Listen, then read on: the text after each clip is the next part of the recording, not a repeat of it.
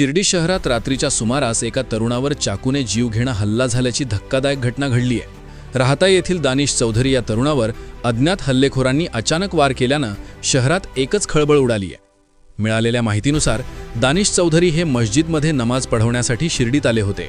यावेळी अज्ञात व्यक्तींनी त्यांच्यावर धारदार शस्त्राने वार केले। या हल्ल्यात दानिश गंभीर जखमी झाले असून त्यांना तात्काळ साईबाबा संस्थांच्या रुग्णालयात दाखल करण्यात आले आहे। सध्या त्यांच्यावर उपचार सुरू असून प्रकृती चिंताजनक असल्याची माहिती सूत्रांनी दिली आहे। घटनेची माहिती मिळताच शिर्डी पोलिसांनी घटनास्थळी धाव घेत पंचनामा केला।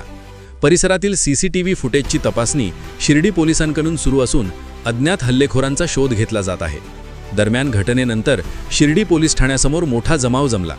आरोपींना तात्काळ अटक करण्याची मागणी करत नागरिकांनी पोलिसांना निवेदन दिले।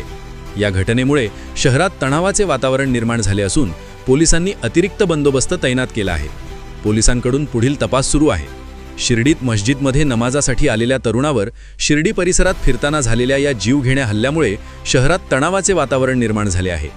जखमी दानिश चौधरी यांच्यावर उपचार सुरू असताना आरोपींचा शोध घेण्यासाठी पोलिसांनी पथके रवाना केली आहेत। दरम्यान संतप्त नागरिकांनी आरोपींना तात्काळ अटक करण्याची मागणी केली आहे।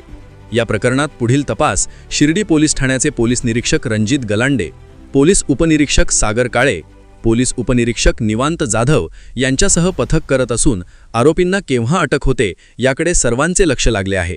प्रतिनिधी प्रदीप पाटील, एस न्यूज मराठी, शिर्डी, अहिल्यानगर।